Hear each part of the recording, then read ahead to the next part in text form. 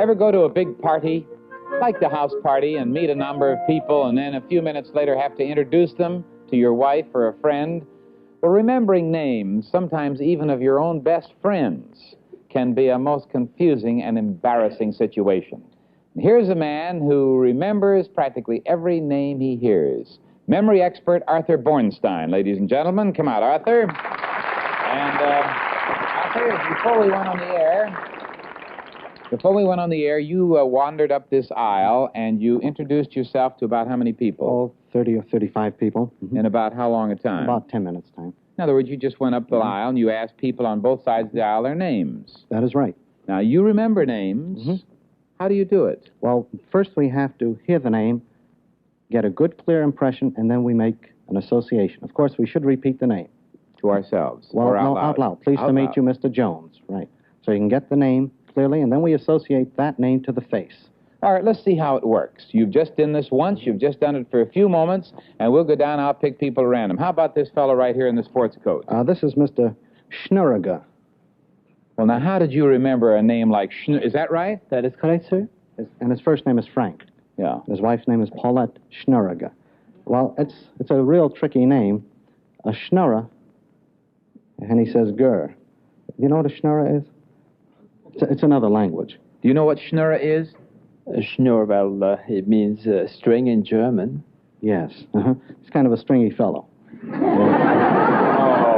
And that's how you remember it. Yeah, right. Well, let's go over on this side of the aisle. This man right here, who's he? That's Mr. Applebaum. And notice his face. That's right. Right. Now, Mr. Applebaum's face doesn't look round like an apple, so it's one of those long, thin apples that should have been round like a bomb. Yeah, and the core fell out. Oh, that's interesting. Who's this lady right here?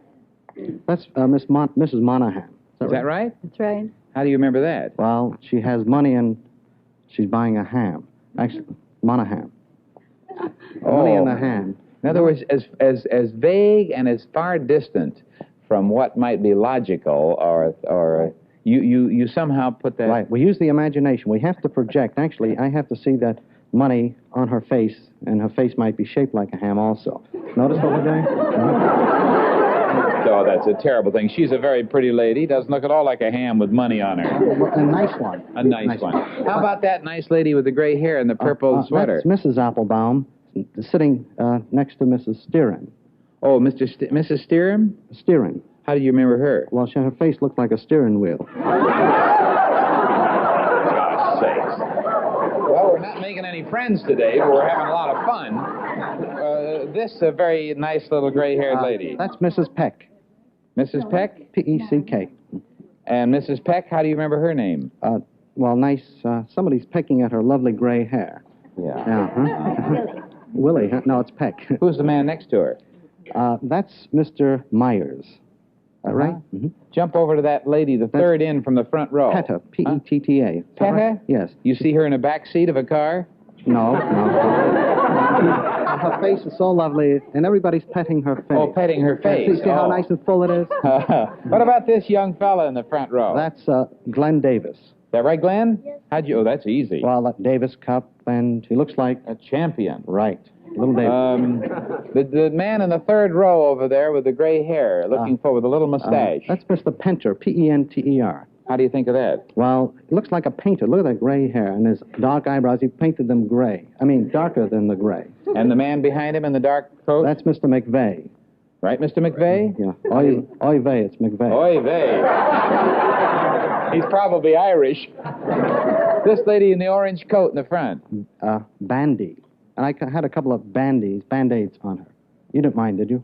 Thank goodness. I thought you were going to think of Bandini. Bandy, that's Bandy. good. Now, let's jump back here. This gentleman here in the sport coat, what's his name? Ludlow. Right? Mm-hmm. And the man over there? That's Uncles. He looks like my uncles. And the lady between them? That's Mrs. Ludlow. Both of them have a low that's low.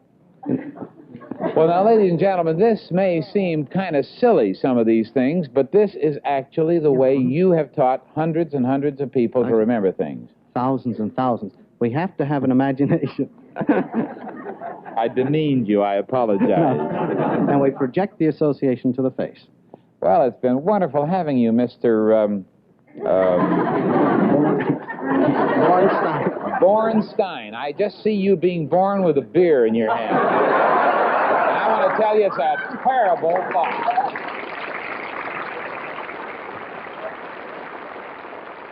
Imagine a newborn baby and already a drunk. Well, in a moment, Arthur's going to come back. We picked a lady out of the audience who can't spell, and we're going to show you how Arthur will make her into an instant good.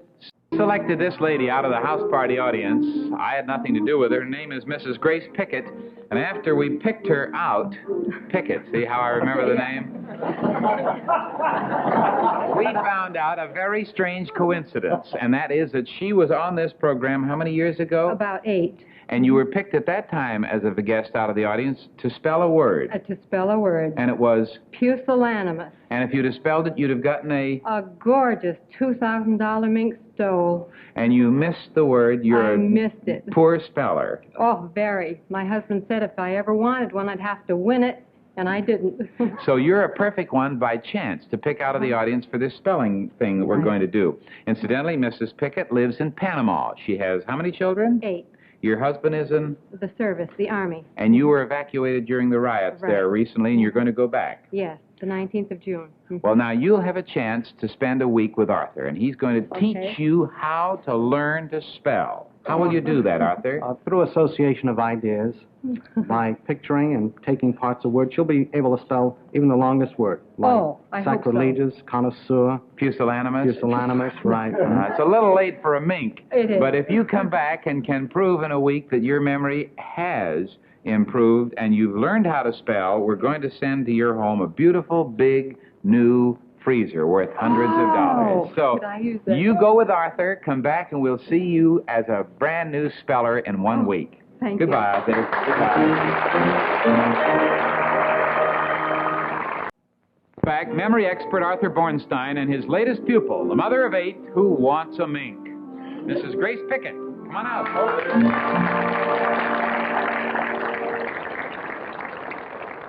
How many boys, how many girls?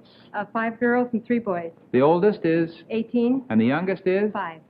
And when the big trouble came in Panama a few weeks ago, they, what do they call it? They evacuated the American personnel. Yes, those of us living in the city.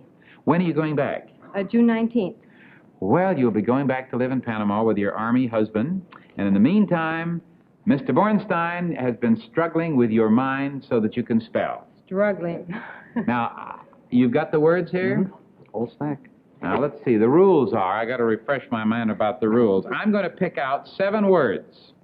And if you can spell 5 of the 7, you get the mink. Oh. Here they are. Whee! And the first one is pusil. This doesn't count. Just for the fun of it, since that was the word you goofed on years ago. Can you spell it? I'd never forget it now. He taught me how to remember. Pusillanimous means cowardly, by the way. How do you spell it? Pusillanimous. Pusillanimous. You do. Now, the next word, I'm not even going to, I can't pronounce it. Well, I'll try it. This is a word that means the fear of the number 13. And it's called triskaidekaphobia. Triskaidekaphobia. That's what I like. Triskaidekaphobia. Oh, triskaidekaphobia. A short one. It's a word I use every day. What is the fear of the number 13? Triskaidekaphobia. How do you spell it? Triskaidekaphobia. Correct. That's 1 out of the 7. You pick one. Oh, my. All right. There you are. Beleaguered, meaning to be encompassed, surrounded. Beleaguered. Beleaguered. That's right. Now, that's right. That's 2 out of 2. How did you remember that? Well, my league is in the red. I be in the red. Beleaguered. Oh, you broke the word up. That particular one. Very interesting. Here's another one that kind of came out with the other one you picked. This is the third one. Calumniating. Is that correct? That is correct. Calumniating, which means from calumny, it means to slander or to insult. So here is a calumniating word. Calumniating. How did you do that? I'll tell you backstage. Some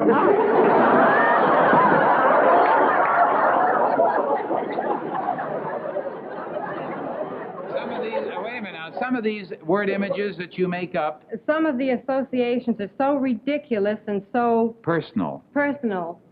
But you never forget. I can hardly wait to get backstage. Here's the fourth one. Surreptitious, meaning secret. Something done surreptitiously. It's surreptitious. Surreptitious.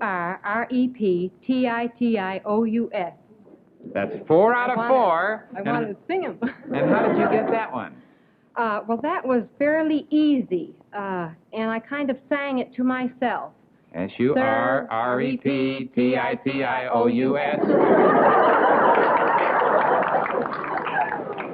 If you get this one... Oh, is this 5? This is 5. Hey, bring out the mink so she can be inspired a little bit by it. This is a beautiful mink jacket. Isn't that beautiful? Just perfect for Panama Canal. Put it on her. I'll wear it. Oh. Now, wait a minute. We may take it off you. Oh. I love to do this. Oh. This is one of those miserable words. There can either be 1 or 2 N's, and there either can be 1 or 2 L's. Those are the hard ones. It's to inoculate. Like to inoculate your dog against disease. All right? Inoculate. INOCULATE. It's right. It's right. I'm sorry to say that we've lost the mink. You got it.